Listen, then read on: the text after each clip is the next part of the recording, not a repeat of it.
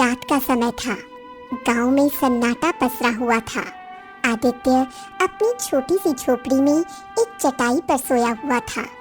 अचानक उसके माथे पर पसीना आने लगा और उसका चेहरा डर और उलझन से भर उठा।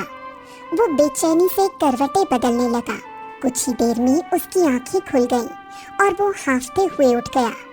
हाँ, हाँ, हाँ, हाँ, ये सपना फिर से। आखिर इसका मतलब क्या है? हाँ, हाँ। अगली सुबह गांव की चौपाल पर मुखिया जी बैठे हुए थे। कुछ बुजुर्ग लोग उनके पास बैठे बातें कर रहे थे। आदित्य तेज कदमों से वहां आ पहुंचा। मुखिया जी, मैं आपसे कुछ जरूरी बात करना चाहता हूँ। आदित्य। हाँ हाँ, कहो बेटा, क्या बात है, बताओ। मुखिया जी, मुझे कुछ दिनों से अजीब सा सपना आ रहा है और अब तो मैं हर रात ही वो सपना देखने लगा हूँ। मुझे समझ नहीं आ रहा है। अरे आदित्य, सपने तो सपने होते हैं। इंसान दिन भर जो देखता सोचता है वही रात में उसे सपनों में भी दिखाई देता है। इतना गंभीर होने की आवश्यकता नहीं है ना? आदित्य के चेहरे की गंभीरता को देखते हुए मुखिया अब थोड़ा गंभीर होते हुए बोला। अच्छा, ये तो बताओ कि तुम्हारे सपने में आता क्या है, बताओ।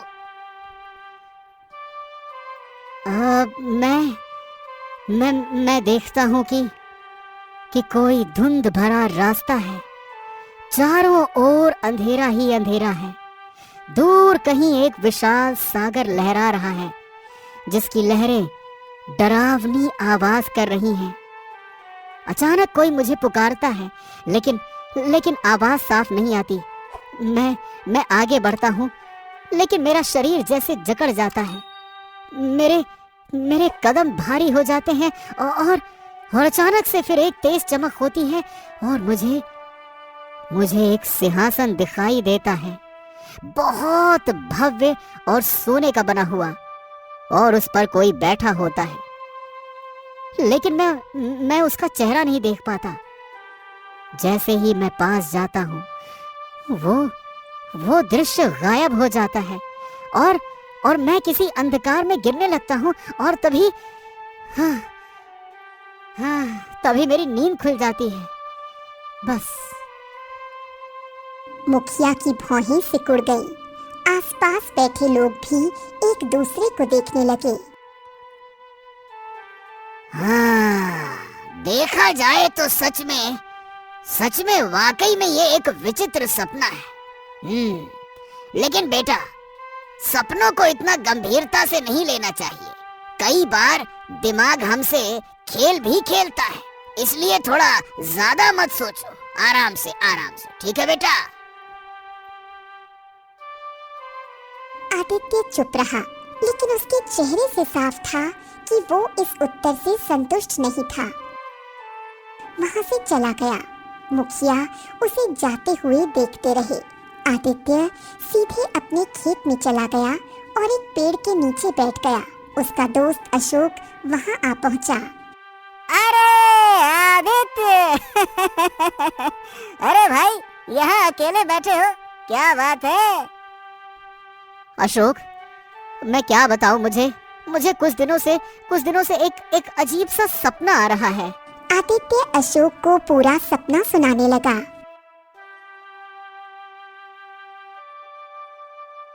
ओह, ये तो सच में बड़ा अजीब सा सपना है आदित्य। कहीं ये कोई संकेत तो नहीं है ना?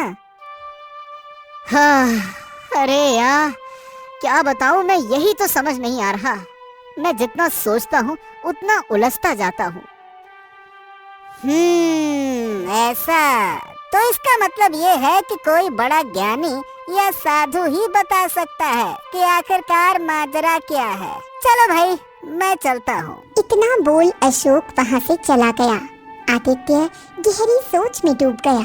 कुछ देर बाद उसके कानों में उसकी प्रेमिका चंद्रलेखा की आवाज टकराई। आदित्य, तुम इतने चिंतित क्यों लग रहे हो? आदित्य कुछ पल चुप रहकर चंद्रलेखा को देखता रहा और चंद्रलेखा को अपने सपने के बारे में बताने लगा। गांव के पास जंगल में एक साधु महाराज रहते हैं। वो बहुत ज्ञानी माने जाते हैं। शायद वो तुम्हारे इस सपने का रहस्य जान सकते हैं। क्या तुम मुझे उनके पास ले जा सकती हो? हाँ, क्यों नहीं, चलो। आदित्य और चंद्रलेखा जंगल के घने रास्तों से होते हुए एक छोटे से आश्रम पहुंच गए। वहाँ एक वृद्ध साधु ध्यान में लीन थे। साधु ने आंखें खोल ली और आदित्य को देखकर मुस्कुराने लगे। क्या बात है, तुम दोनों यहाँ क्यों आए हो? गुरुदेव, बात यह है कि मुझे कुछ दिनों से एक विचित्र सपना आ रहा है। मैं बहुत व्याकुल हूँ। कृपया करके इसका मुझे अर्थ बताइए। साधु ने अपनी आंखें बंद कर ली और कुछ देर बाद आंखें खोलकर रहस्यमय अंदाज में बोले। तुम्हारा सपना साधारण नहीं है वत्स। ये संकेत है तुम्हारे भविष्य का। तुम्हारा भाग्य किसान के जीवन से बहुत दूर किसी राजमहल से जुड़ा हुआ है। वत्स, तुम्हारा सपना साधारण नहीं है। ये तुम्हारे भविष्य की एक झलक है। तुम्हारी किस्मत गांव से बहुत आगे किसी राजमहल में लिखी गई है। आदित्य चौंक गया। चंद्रलेखा भी हैरान रह गई। लेकिन गुरुदेव, इसका अर्थ क्या है? मतलब मैं तो बस एक साधारण सा किसान हूँ। मैं तुम्हारे सपने का पूरा अर्थ नहीं जानता। तुम्हें पूरे रहस्य को खुद ही जानना होगा। तुम्हारी यात्रा लंबी और कठिन होगी। तुम्हें एक विशाल सागर को पार करना होगा जहाँ एक वृद्धा अकेली रहती है।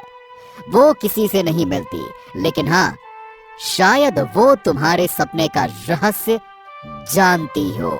हाँ, ठीक है, अगर ये मेरी नियति है तो मैं इस यात्रा पर अवश्य जाऊंगा। इतना बोलकर आदित्य चंद्रलेखा को लेकर वहां से चला आया। शाम के समय आदित्य सीधे मुखिया के पास पहुंच गया। क्या बात है बेटा? क्या हुआ आदित्य, बताओ। मुखिया जी, मैं एक यात्रा पर जाना चाहता हूँ। क्या कहा? कहाँ जाना चाहते हो और क्यों? आदित्य साधु की उस बात को मुखिया को बताने लगा।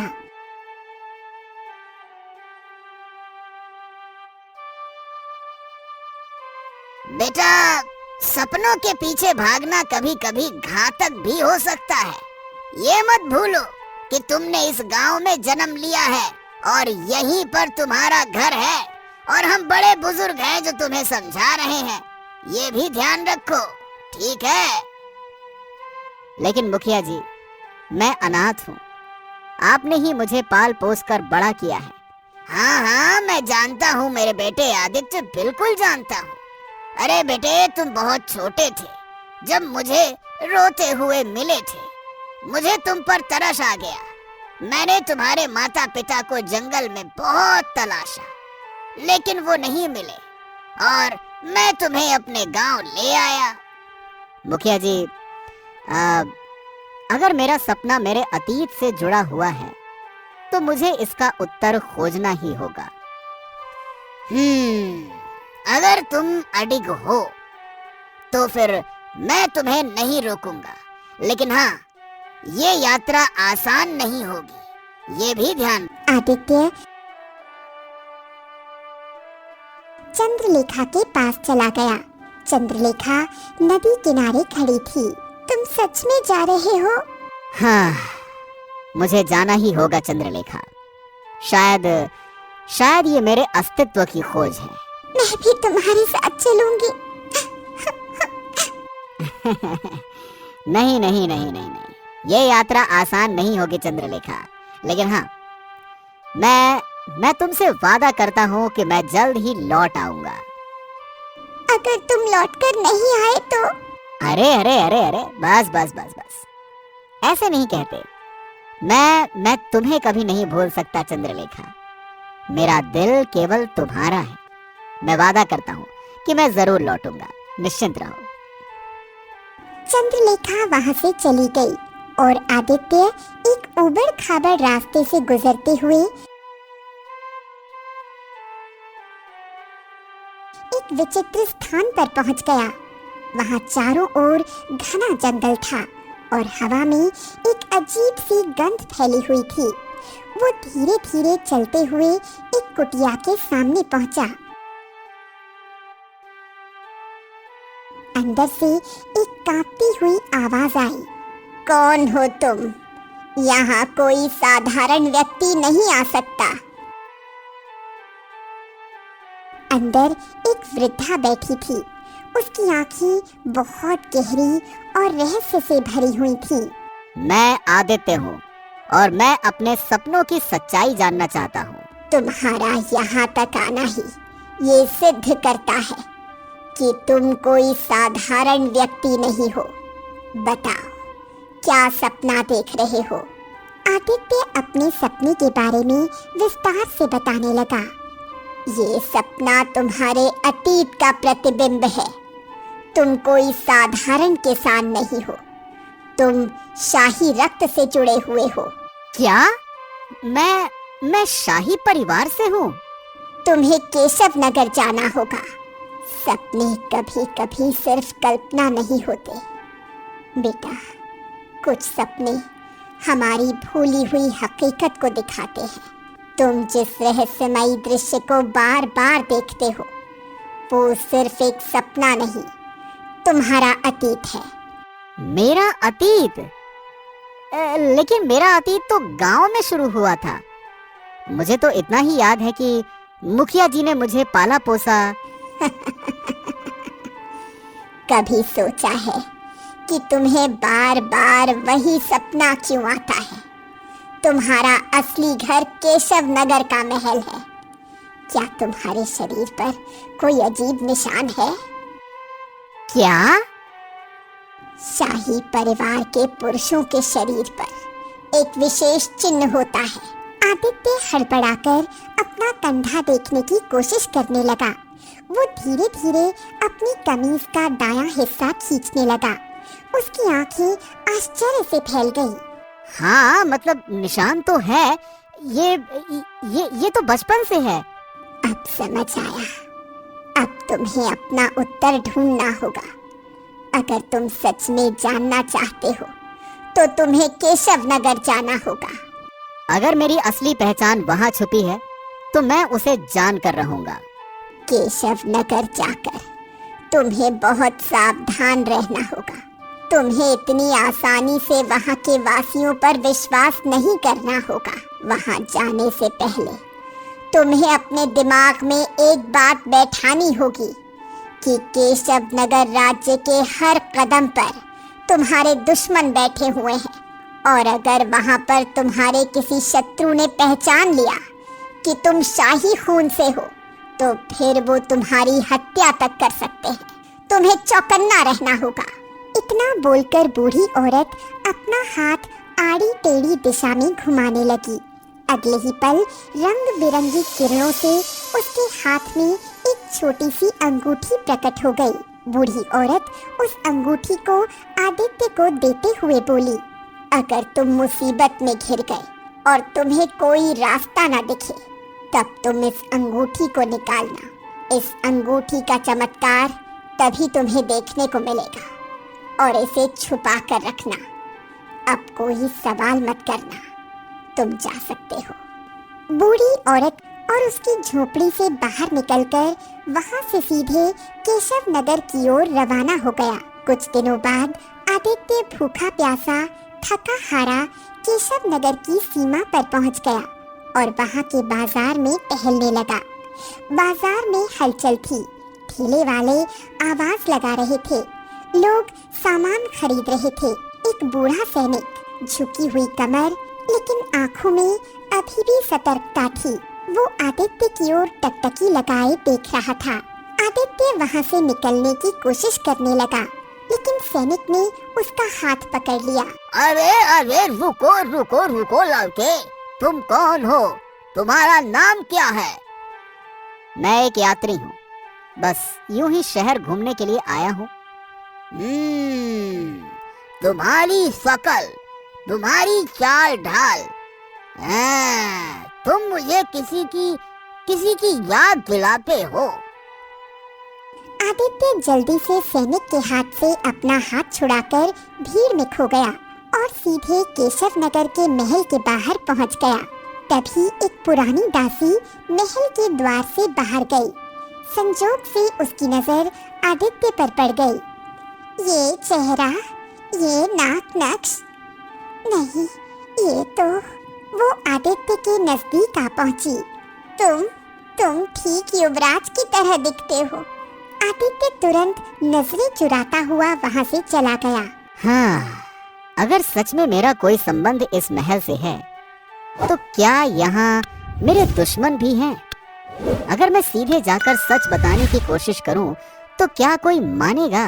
वो गहरी सांस लेते हुए खुद से बोला, हाँ, मुझे जल्दबाजी नहीं करना चाहिए। अगर मेरी पहचान असली शाही वारिस के रूप में सामने आ गई, तो षड्यंत्रकारी मुझे खत्म कर सकते हैं।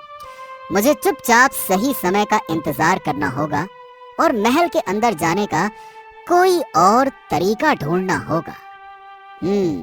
आदित्य यही सारी बातें सोचते सोचते महल के गलियारों में धीमे धीमे कदमों से चलता हुआ सीधे उस बूढ़े सैनिक के पास पहुंचा। बूढ़े की आंखों में एक अजीब सी चमक आ गई। देखो, मैं जानना चाहता हूँ कि जब मैं बाजार में तुम्हारे सामने से गुजरने की कोशिश कर रहा था, तो तुमने मेरा हाथ क्यों पकड़ लिया? तुम मुझे इतने ध्यान से क्यों देख रहे थे? और जब मैं यहाँ महल में आया, तो एक बूढ़ी दासी भी मुझे देखकर चौंक गई। आखिर क्यों? क्या बात है? हाँ, क्योंकि तुम्हारी शक्ल राजा विक्रम के पुत्र युवराज से बहुत मिलती है। हाँ। क्या? तो बताओ, आखिरकार सच क्या है? हाँ, सुनो, कई साल पहले जब राजा विक्रम का पुत्र केवल 6 वर्ष का था, किसी ने उसे मारने की साजिश रची थी। उस रात महल के अंदर ही एक गद्दार मौजूद था, जिसने युवराज को खत्म करने की योजना बनाई, लेकिन किसी वफादार सैनिक ने अपनी जान जोखिम में डालकर उसे बचा लिया और उसे दूर किसी गांव में छोड़ आया। आदित्य के अंदर अजीब हलचल होने लगी। उसे अचानक अपने सपने की याद आई। वही दृश्य, वही भागने वाला व्यक्ति, वही चीखें। क्या ये सपना? हाँ, ये सपना मेरे बचपन का सच था। तभी जब मैंने बाजार में तुम्हारा हाथ पकड़ा था ना, तब मैं तुम्हारे कंधे पर बना शाही निशान देख चुका था। ये निशान केवल शाही रक्त वालों के पास होता है।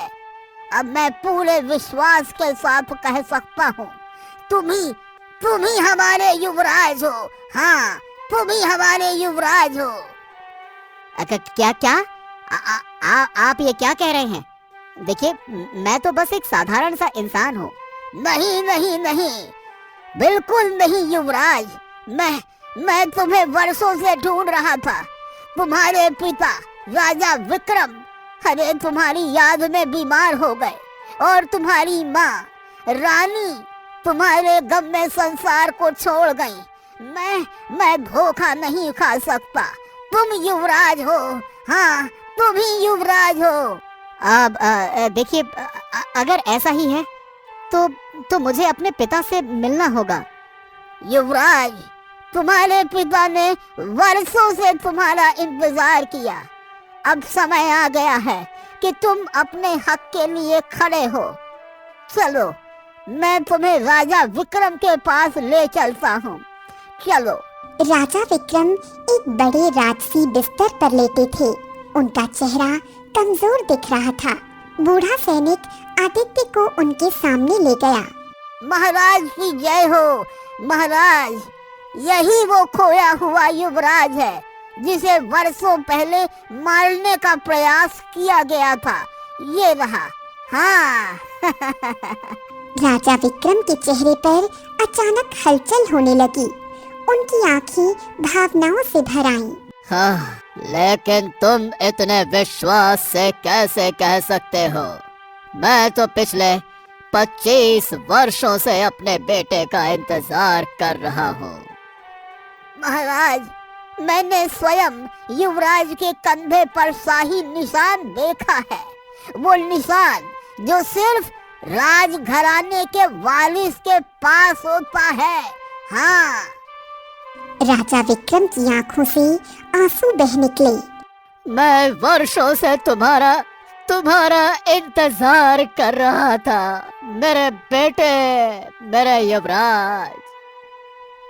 तभी राजा विक्रम का मंत्री जगन्नाथ कमरे में प्रवेश कर गया।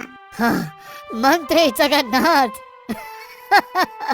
मंत्री जगन्नाथ, अरे देखो देखो देखो, युवराज वापस आ गए। अरे हमारा युवराज लौट आया। आज बहुत खुशी का अवसर है। तुरंत सैनिकों को बुलाओ, आज जश्न होगा।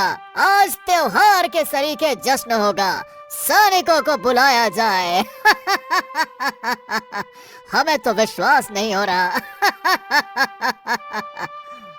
मंत्री जगन्नाथ ने तुरंत कुछ सैनिकों को आवाज लगाई। कुछ ही पलों में सैनिक दरबार में आ गए और राजा विक्रम के सामने खड़े हो गए। इस युवक को, जिसका नाम आदित्य है और जो वास्तव में इस महल का युवराज राजकुमार है, इसे गिरफ्तार कर लो। इसे घसीटते हुए कारागार में डाल दो। ले जाओ। आदित्य ये सुनकर बुरी तरह से चौंक गया। उसकी आंखों में अविश्वास झलकने लगा। उसने राजा विक्रम की ओर देखा, मानो कोई गलती हो गई हो। क्या? आप ये क्या कह रहे हैं? आप तो मेरे पिता हैं।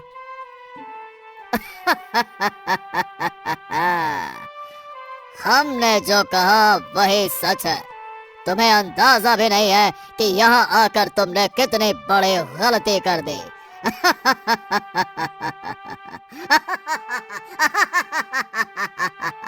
हैं? लेकिन आप तो मेरे पिता हैं ना?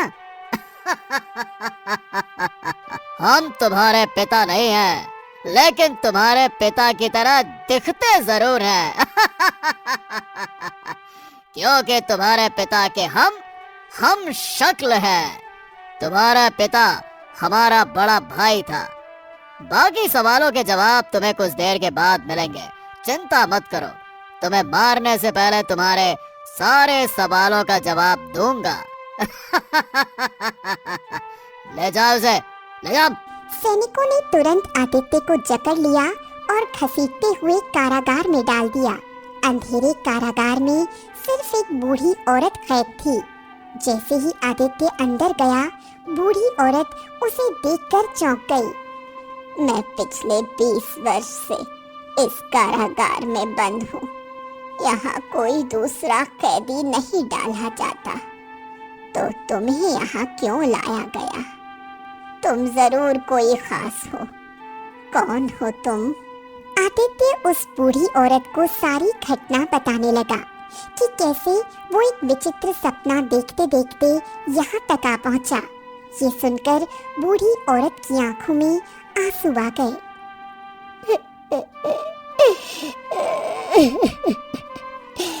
जानते हो मैं कौन हूँ?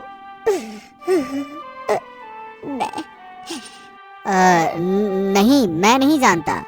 मैं तुम्हारी माँ हूँ। आदित्य ये सुनकर चौंक गया। उसकी आंखों में अविश्वास झलकने लगा। हाँ, ये सब कुछ मेरे समझ के परे है। मैं तुम्हारी माँ हूँ और ये जान लो कि जो इस समय केशव नगर का राजा है, वो राजा विक्रम नहीं, बल्कि उसका छोटा भाई राजा परमवीर है।